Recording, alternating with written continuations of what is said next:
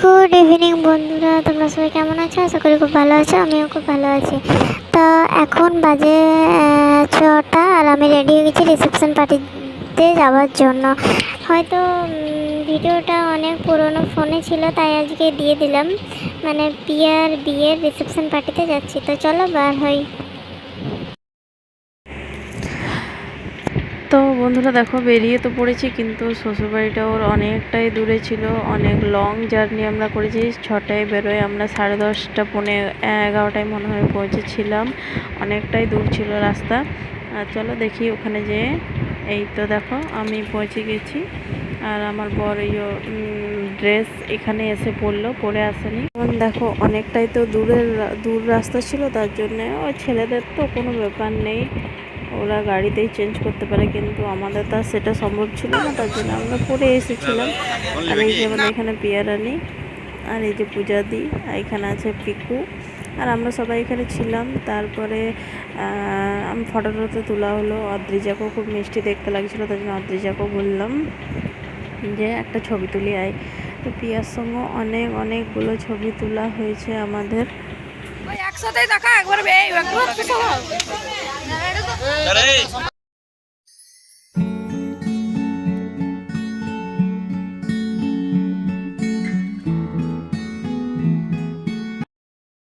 চলে এলাম, এখানে বসে পড়লাম। আর আমাদেরকে দিয়ে দিল কনেযাত্রীর টিফিন। আর টিফিনে কী ছিল চলো তোমাদেরকে আমি না, পিকু দেখাবে। দেখো পিকু ওই যে বের করেছে ফুটিটা, ওই যে ও বলছে একটু আমাকে ছবি তুলে দাও, এগুলো সব নিয়ে আর কি। আর এই যে আমরা তিনজনে একসাথেই বসলাম, এখানে কতগুলো ছবি টবিও তোলা হলো, গল্পও করা হলো। আর এখানে আরেকটা দিদি এলো বসার জন্য, তো আমরা সবাই মিলে বসে ওখানে ছবি টবি তুললাম। ভালো এনজয় হয়েছিল। কিন্তু সেই দিনটাতে আমার বাবা বলছে খেলো না, সেগুলো একটা থলিতেই রেখে দিল। দুটো থলি হাতে করে বইতেও তো মুশকিল, তার জন্য একটা থলিতেই জিনিসগুলো আমি ভরে নিলাম। আর আমি টিফিনটা সেরকম কিছু খাইনি, কারণ খেতে ইচ্ছা করছিল না। গাড়ি থেকে নেমে না প্রচণ্ড গা গোলাচ্ছিল। তারপরে এখানে কাপল ডান্স হলো, রিনাতে ডান্স করলো, দেখো তোমরা।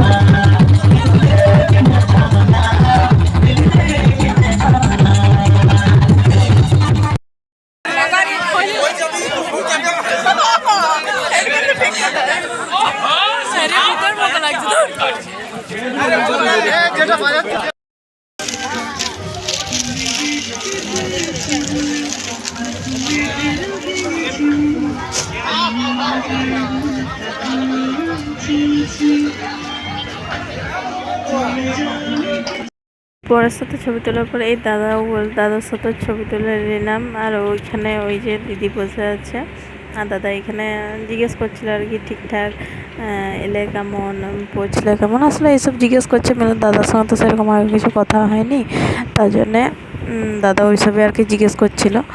তো যাই হোক, এরা দুজনা এখানেই বসেছে। আর এই যে দেখো কাপেলরাও খেতে চলে এসেছে, কারণ অনেকটাই রাত হয়ে গেছিলো। মোটামুটি 1:30 একটা কিন্তু বেজে গেছিলো আমাদের খাবার খেতে।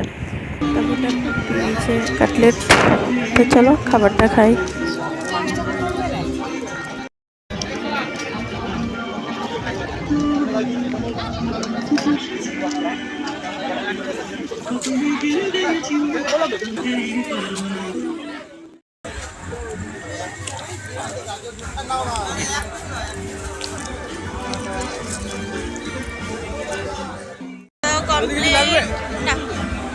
এখানে ওরা দুজনা পিছনে খাচ্ছে, আর এতে এত মাংস খেয়েছে লড়তে পারছে না।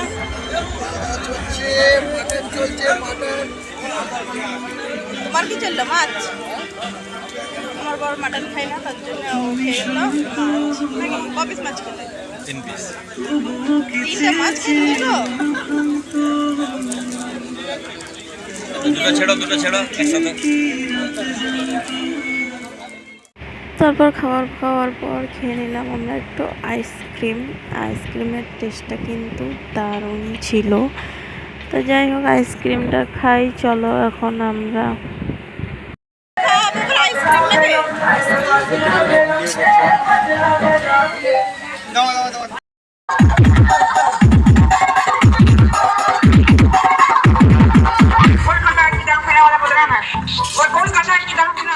খাওয়ার পর ওরা আবার নাচ করছিল, আর আমার এনার্জি ছিল না, তাই আমি করিনি।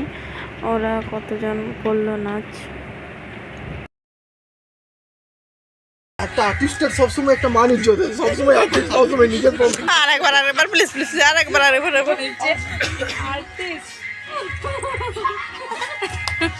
প্রিয়া আসছি, টাটা। কিছু বলবি আমাকে? তোমার জীবনে এত কষ্ট হয়েছে। তুইও সাবধানে থাকিস, যা করিস সাবধানে করিস। সাবধানে থাকিস। আর বলতে হবে না বেশি না। এত বড় বিয়ে বাড়িতে কেউ বেল্ট দিয়ে এসছে, বুঝে হ্যাঁ সত্যি বাধ্য হবে কিনা। যাই হোক, এবারে বার হবো, তার জন্য পিয়ার সঙ্গে লাস্টবার সবাই মিলে আমরা দেখা করে নিলাম। যে আমরা বললাম আমরা আসছি, অনেক রাত হয়ে যাচ্ছে। আর সত্যি অনেকটাই রাত হয়ে গিয়েছিলো।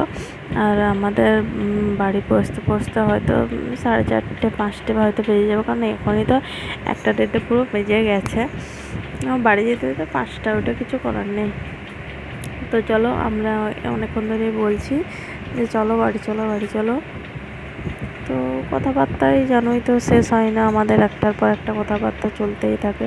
তো যাই হোক, কোনো রকম ওখান থেকে বার হলাম। এখন কটা বাজে? 3টে বাজছে। 3টে বাজছে এখন। আর মেকআপটা পুরো তুলে নিয়েছি, কানের টানের সব খুলেও দিয়েছি। পেট্রোল পাম্পে দাঁড়িয়েছি, সেখানে হয়তো কারো টয়লেট পেয়ে গেছিলো। যাই হোক, সবাই টয়লেট গেল, বাথরুম। আমি কিন্তু যাইনি, গাড়িতেই বসেছিলাম, বেরোই নাই। আর ভালো লাগছিলো না, এনার্জি লাগছিলো না। কানের মালা সব তো মোটামুটি খুলে দিয়েছি।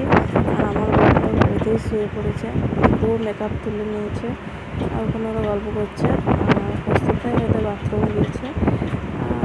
এখন মোটামুটি 3টে 3:30 বাজছে, ওরা বাইরে নেমে গল্প করছে। আর আমার তো নামতেও ইচ্ছা করছিল না, মানে এতই শরীরটা খারাপ লাগছিল। না তত কি আছে। তা আমরা এখন চা খাবো, আর টাইম হচ্ছে এখন 3:30। 3:30 বাজছে নাকি? আর এই যে দাদা চা নিয়ে এসেছে, আর এই দাদা তো খেতে স্টার্ট করে দিয়েছে। একবার তোলো। এই দাঁড়াও, খুব গরম। তোমাকে ভদ্র মহিলা লাগছে। আমার হাত করবি, হ্যাঁ। Good morning everyone. কারণ এখন 4:30 বেজে গেছে, তো এখন মর্নিং হয়ে গিয়েছে। আর আমরা এতক্ষণে বাড়ি ফিরলাম রিসেপশন পার্টি থেকে। যাই হোক, একটু রেস্ট করে নিই, আর ভিডিওটা বেশি বড় করছি না। আর মেয়েকে তো নিয়ে যাইনি, মেয়ের শরীরটা খারাপ ছিল, তাই মায়ের কাছে রেখে দিয়েছিলাম। কালকে বাবা দিয়ে যাবে, কালকে না মানে আজকে, যেহেতু 4:30 পৌনে 5টা বেজে গেছে। তো চলো, সবাইকে টাটা, বাই বাই। আমি এখন একটু ঘুমিয়ে নিই।